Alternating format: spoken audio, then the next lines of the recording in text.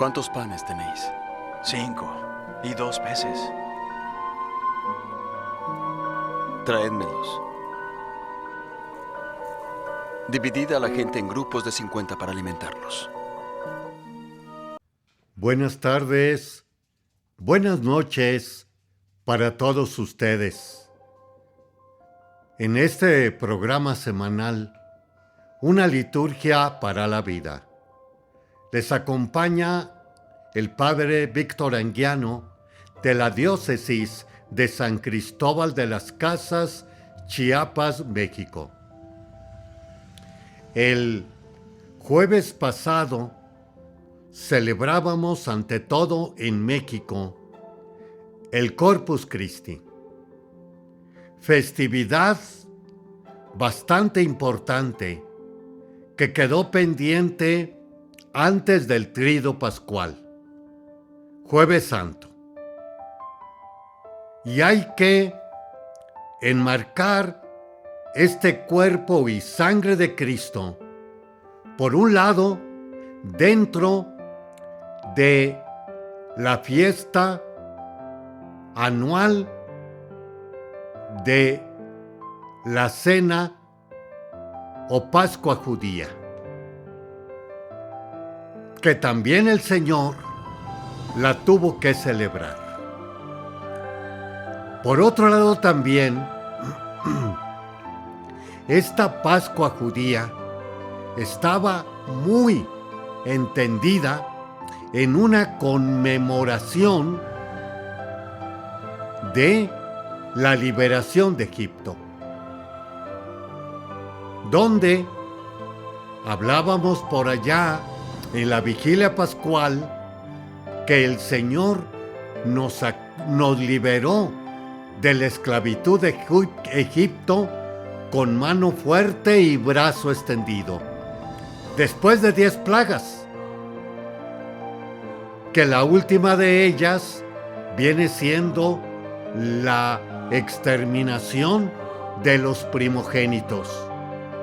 Pero para que no ocurriera con los primogénitos israelitas, se tenía que hacer el rito de un cordero y con la sangre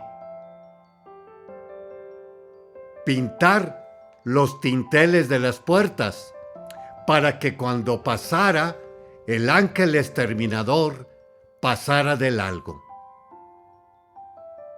Después, ya en el Sinaí, se hace esta alianza y donde le dice Dios a Moisés: la celebrarás en el plenilunio de primavera, año con año. Y allí en esa cena, con el cordero, con el pan, las 4 copas, la ensalada y las hierbas amargas, con los cantos, con los salmos, era toda una fiesta o cena primordialmente religiosa. De nuevo, donde se conmemoraba la acción de Dios con su pueblo. Y veíamos por otro lado en Pentecostés que también se celebraba la alianza. La alianza muy básica en los 10 mandamientos, para que con ellos fuese una nación, un pueblo que diera testimonio, luz o faro a las demás culturas o pueblos. De ahí viene siendo que cuando no eran judíos, israelitas, y no estaban circuncidados, tenían que circuncidarse y entrar a todo lo de la Torá y ley de Moisés. Esta misma cena la tiene el Señor Jesús con sus apóstoles. Recordemos, ¿dónde quieres que te preparemos la cena de Pascua? O también el mismo Señor Jesús, al entrar a la ciudad, encontrarán un hombre con un cántaro. Vean dónde se mete y digan al dueño dónde está el lugar para que el maestro con él celebremos la Pascua.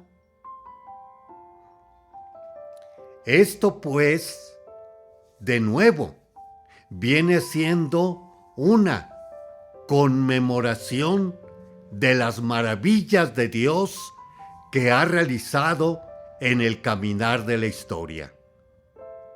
Y ciertísimamente lo que hemos oído anteriormente, tanto amó Dios al mundo que le entregó a su Hijo. No para condenarlo, sino para que se salvara. Y también, por otro lado, Jesús en esa cena pascual va a ser el lavatorio que el evangelista Juan nos lo relata. Pero ahora tenemos más claramente esto en la segunda carta de esta celebración. Carta tomada de el apóstol Pablo a los Corintios. Primera carta. ¿Y qué les dice? Yo recibí del Señor lo mismo que les he transmitido. Recibí del Señor. De nuevo, que el Señor Jesús, la noche en que iba a ser entregado, tomó pan en sus manos y pronunciando la acción de gracias, lo partió y dijo: esto es mi cuerpo, que se entrega por ustedes. Hagan esto en memoria mía. Lo mismo hizo con el cáliz, después de cenar, diciendo: este cáliz es de la nueva alianza, que sella con mi sangre. Hagan esto en memoria mía siempre que beban de él. Por eso, cada vez que ustedes comen este pan y beben este cáliz, proclaman la muerte del Señor hasta que vuelva. ¿Qué tenemos aquí? Primeramente, de nuevo, memoria, que ahora se traduce en la Eucaristía con la consagración del pan y del vino. Hagan esto en conmemoración mía. ¿Y qué quiere decir esto? De nuevo, las maravillas de Dios que ha hecho en el caminar de esta historia en la humanidad, que también ya hemos aclarado la historia de la salvación, y que algunos de nosotros, como también en la misma Escritura, hay hombres y mujeres, como también en los 2025 años de la existencia de nuestra fe, hay también santos y santas, mártires, que han dado precisamente fe de esta fe.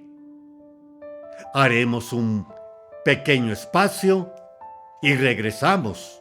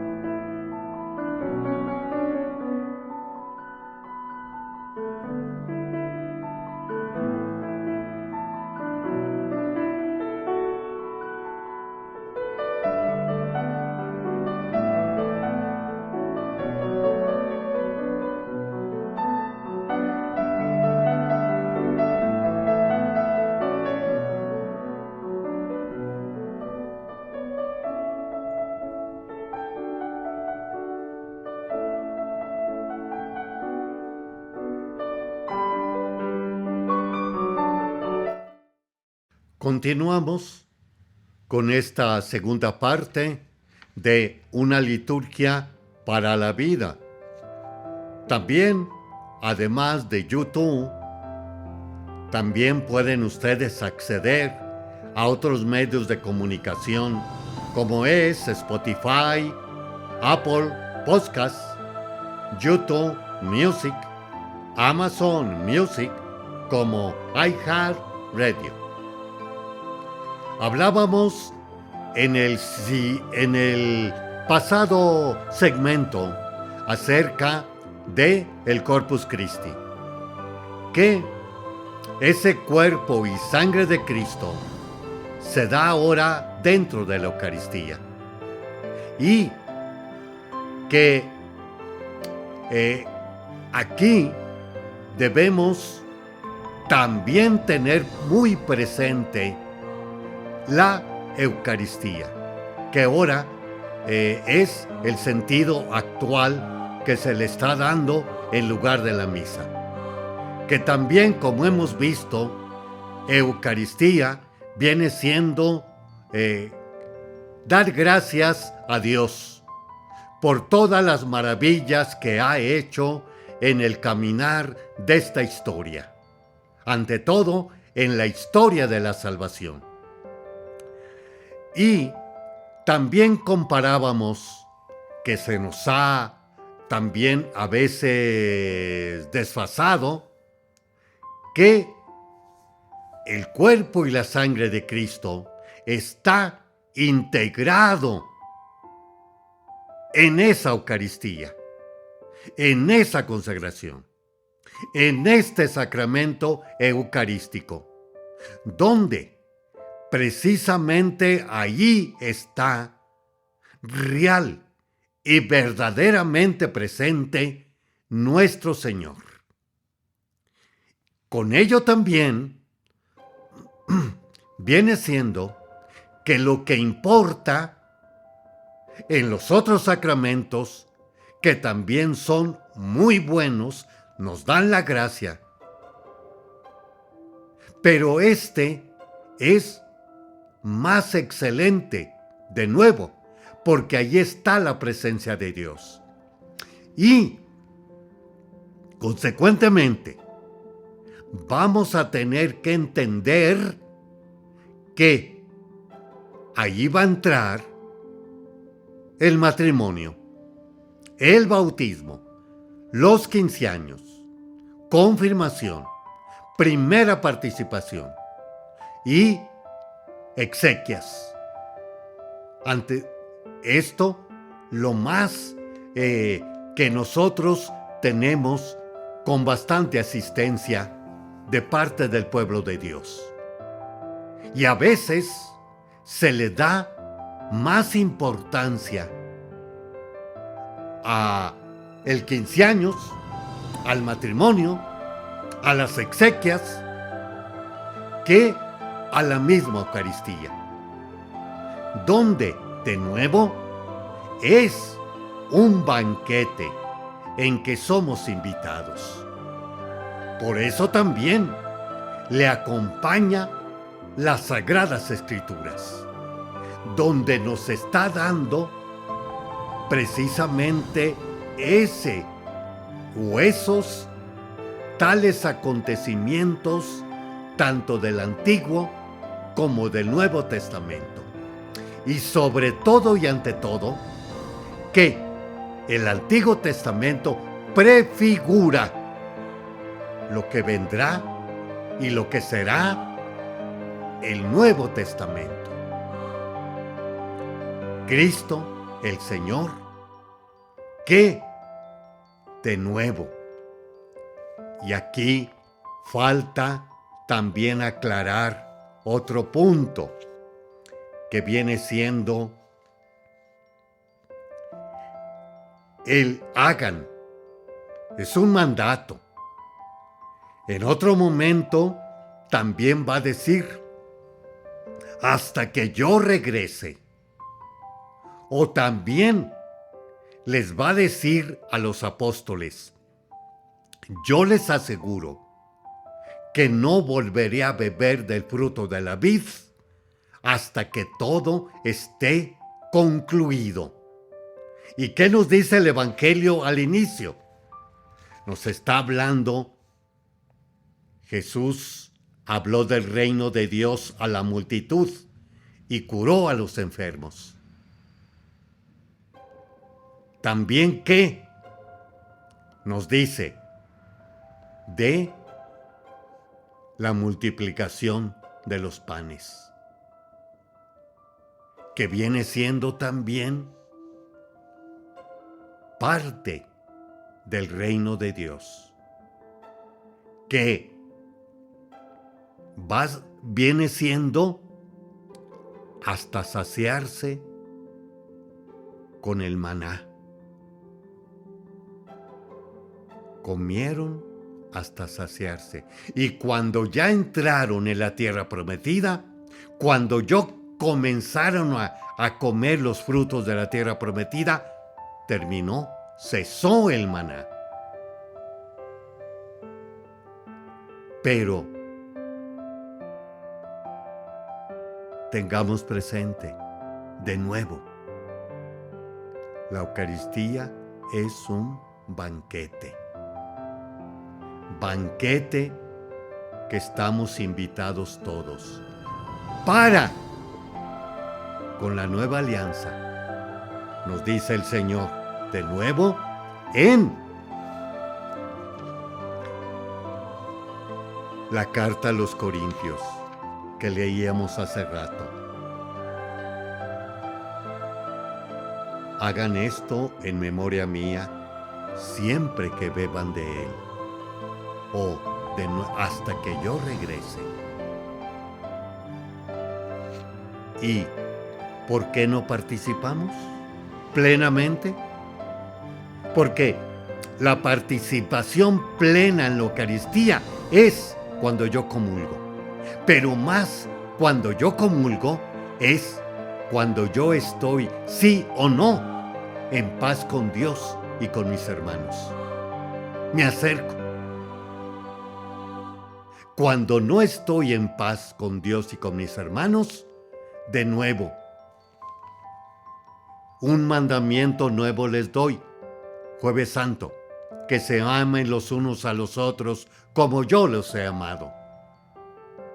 O también, por un lado, el doctor de la ley, maestro, ¿cuál es el principal de todos los mandamientos?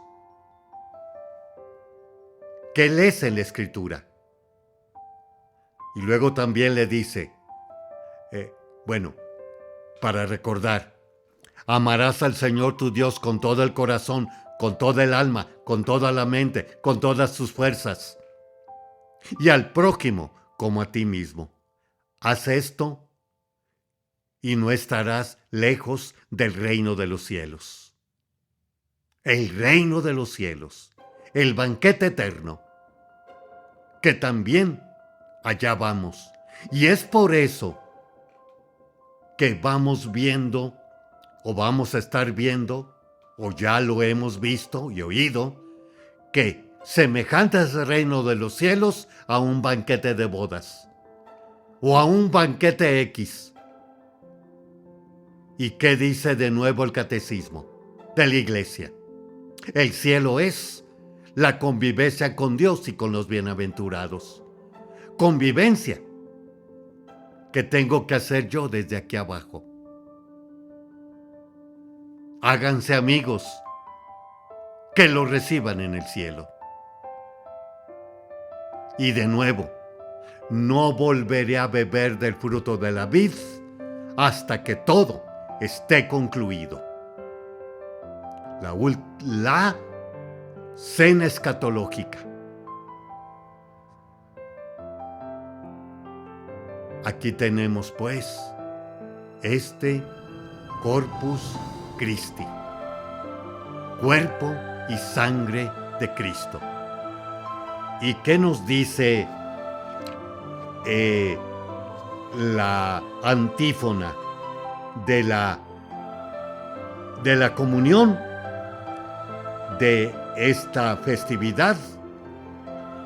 Nos está diciendo: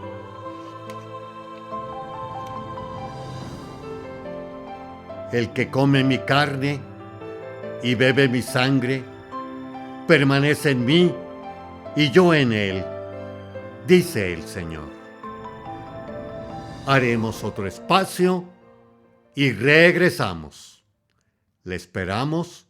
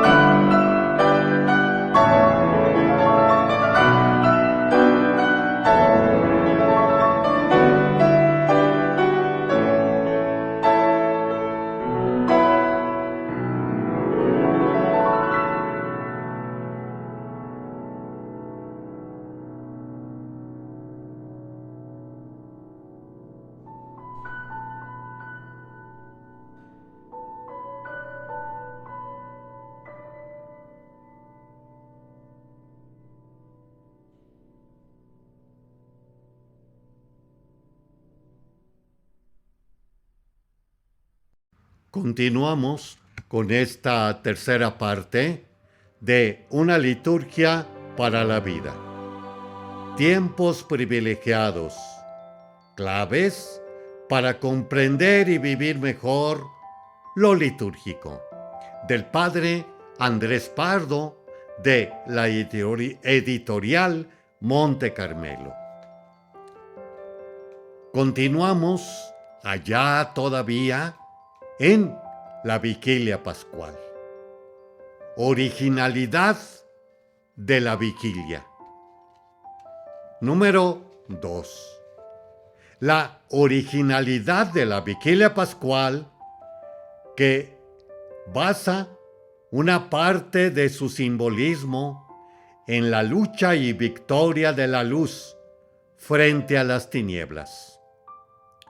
No ha calado hondamente en la conciencia cristiana. Estamos todavía en el tiempo oportuno para redescubrir el sentido profundo de la noche de Pascua. Hace poco tiempo, el cardenal Daniels decía: como esta extraordinaria celebración en el corazón de la vida cristiana revelará lo que encierra en sí misma si es reducida a ser lo que no es, La pregunta es un reto importante desde el punto de vista eclesiológico. Y podemos añadir, ¿qué sería de la Iglesia si le faltase esta fiesta, origen de toda fiesta y fuente de la nueva vida? Hasta el siglo IV, la Pascua fue la única fiesta del calendario anual de los cristianos. Es una sola celebración. Concentraban toda la liturgia que hoy distribuimos desde el Jueves Santo hasta el Domingo de Pascua, de Resurrección.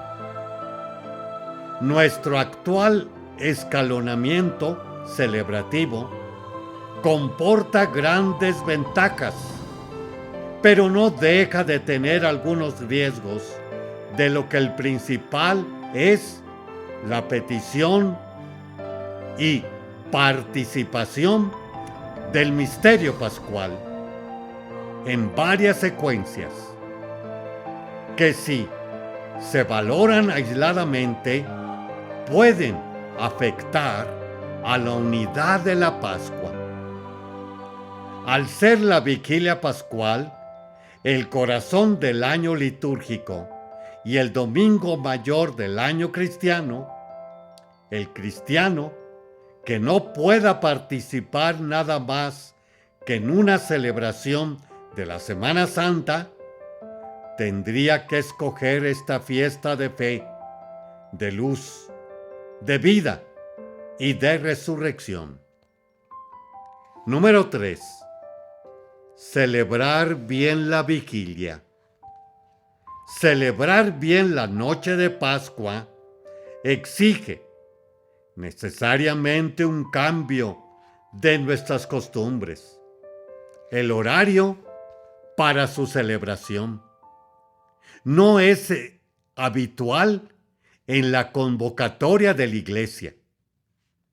La hora nocturna parece excluir de la celebración a aquellos que merecen lo mejor de nuestro amor: los ancianos, los niños sin padre para acompañarlos, las personas que no pueden salir tarde de casa, aquellos que se sienten incapaces de velar. ¿No sería pastoralmente aconsejable celebrar la vigilia el sábado por la tarde? Se puede responder que no. Aunque se adelante la hora, se les priva de la vigilia pascual, porque una misa de la tarde no es una vigilia. Es que debemos estar todos absolutamente presentes en la celebración de la noche. Todos y cada uno de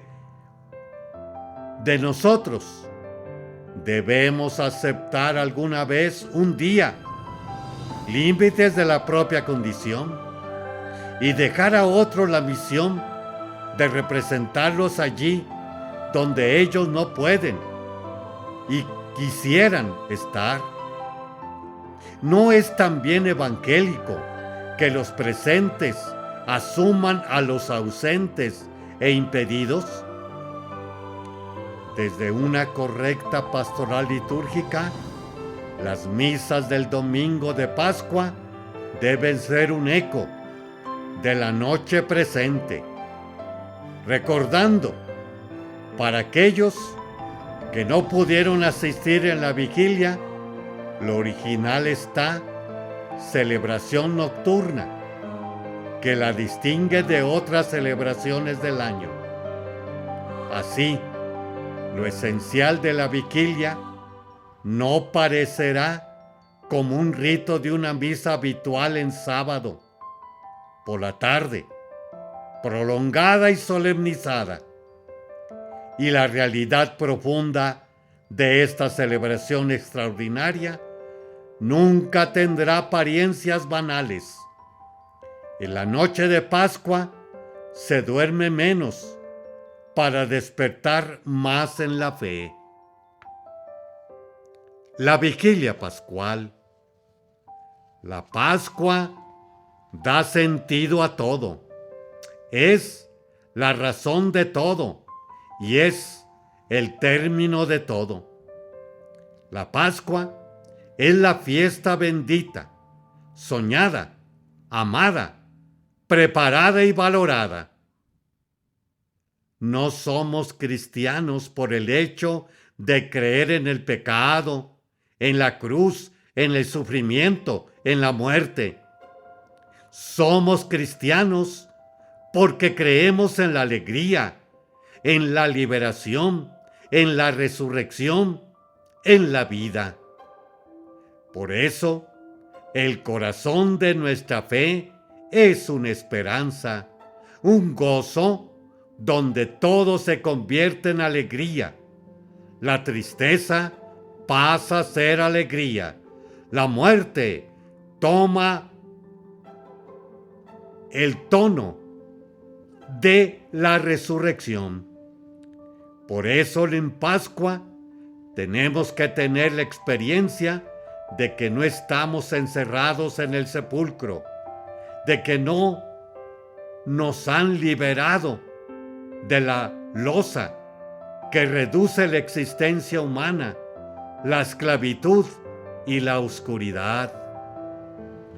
La gran prueba de que Cristo ha resucitado, de que Cristo vive, es que su amor vive y que nosotros vivimos en ese amor. Y aunque sea más fácil rezar ante un crucifijo que rezar ante la imagen o el cuadro de un resucitado, estamos más acostumbrados a sentirnos mejor ante el crucificado que ante el resucitado. Esto es un dato curioso de nuestra fe cristiana. Sin embargo, tenemos que entender que la plenitud de nuestra vivencia, de nuestra oración, debe terminar. Debe explorar siempre en el resucitado, el que se queda en la cruz, el que no da el paso hacia la Pascua. Tiene un concepto reducido de la vida cristiana, de la espiritualidad cristiana. Y es verdad que a muchos cristianos se les ha dejado solos en el Calvario, en el Viernes Santo, y no se les ha educado, ni se les ha dado el talante pascual. Se agotan o se quedan extenuados y parados en el Viernes Santo, ante el crucificado, como ante la dolorosa. Pero esto pasa, hay que llegar a la resurrección. Haremos otro espacio y regresamos en unos momentos.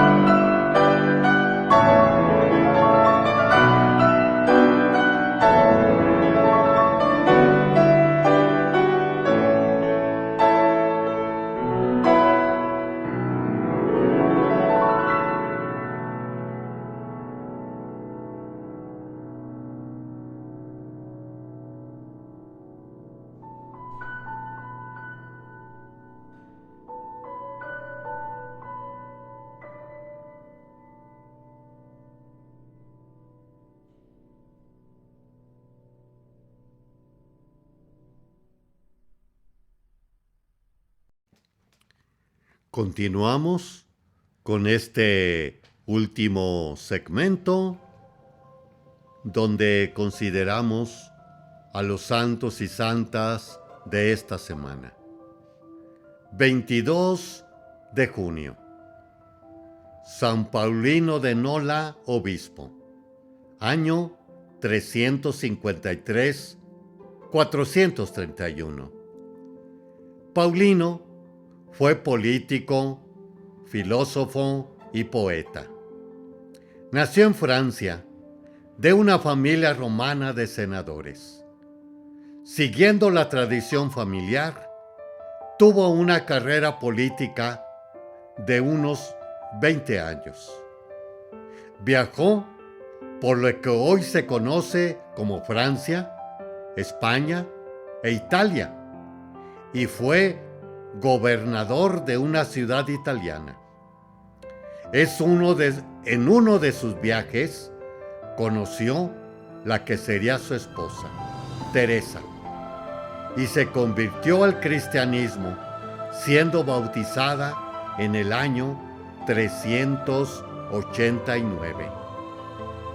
Fue muy amigo de San Agustín de Hipona.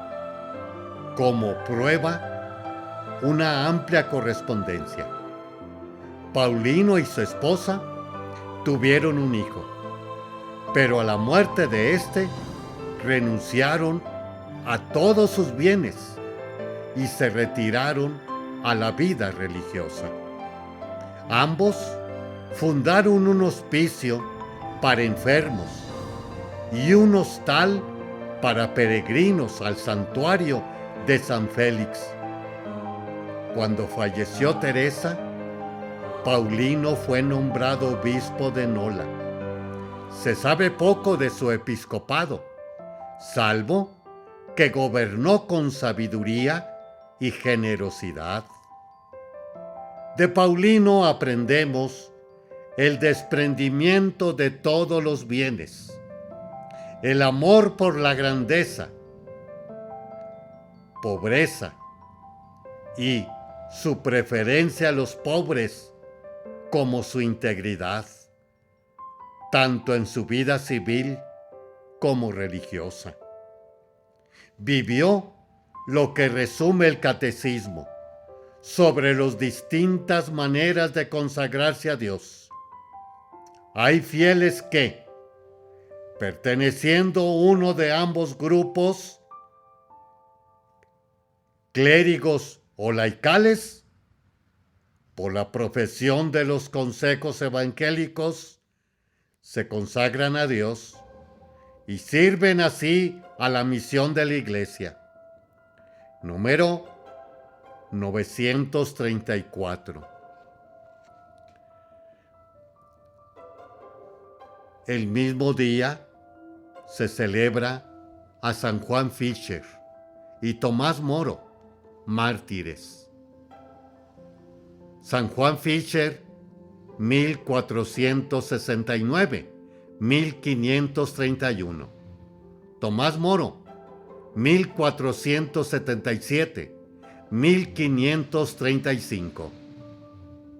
La historia de estos dos santos ingleses, unidos en la fe y en la muerte, abarcan, sin embargo, un amplio espectro de estilo de vida y vocaciones dentro de la Iglesia y la sociedad. Juan Fischer era obispo de Rochester y Tomás Moro, un hombre casado, padre y canciller de Inglaterra. Ambos tenían un alto grado de educación académica. Eran humanistas y grandes amigos de Erasmo de Rotterdam. Tomás Moro era un gran escritor y entre sus obras destaca Utopía, un libro de filosofía política que presenta una visión de una sociedad basada en las virtudes humanas. Juan se distinguió por combatir herejías y particularmente las tesis propuestas por Martín Lutero. Ambos fueron encarcelados en la Torre de Londres y ejecutados por orden del rey Enrique VIII por negarse a reconocer su divorcio de Catalina de Aragón y por su autoadjudicación de supremacía sobre la Iglesia de Inglaterra. Juan es conocido por su firme voluntad de defender la verdad a costa de su propia vida. Tomás Moro es conocido por sus profundos escritos, su apertura a la voluntad de Dios y su gran sentido del humor. El catecismo lo cita. Tomás Moro, poco antes de su martirio: nada puede pasarme que Dios no quiera, y todo lo que Él quiere, por muy malo que nos parezca, es en realidad lo mejor. Número 313. 24 de junio. Navidad de Juan el Bautista. Solemnidad. El nacimiento de Juan se celebra coincidiendo con el solsticio de verano, como el de Jesús, que se celebra en el solsticio de invierno. Es muy significativo porque parece reflejar las palabras del propio Juan diciendo que era necesario que Jesús creciera y él mismo menguara.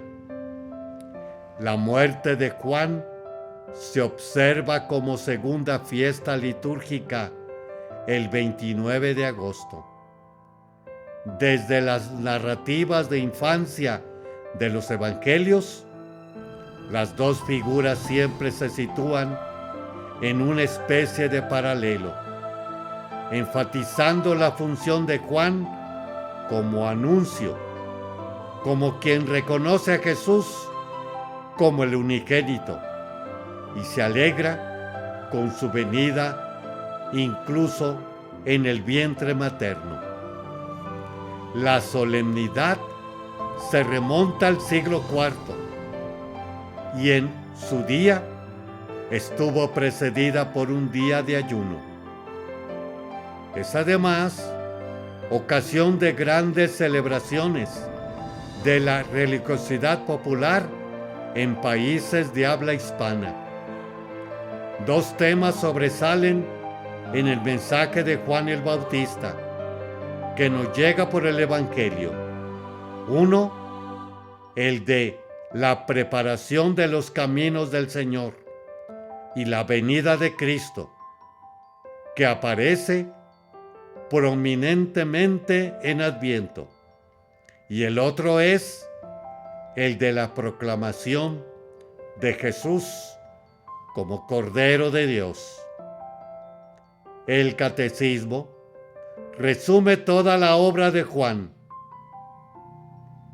Con Juan Bautista, el Espíritu Santo inaugura, prefigurándolo lo que realizará con y en Cristo, volver a dar al hombre la semejanza divina.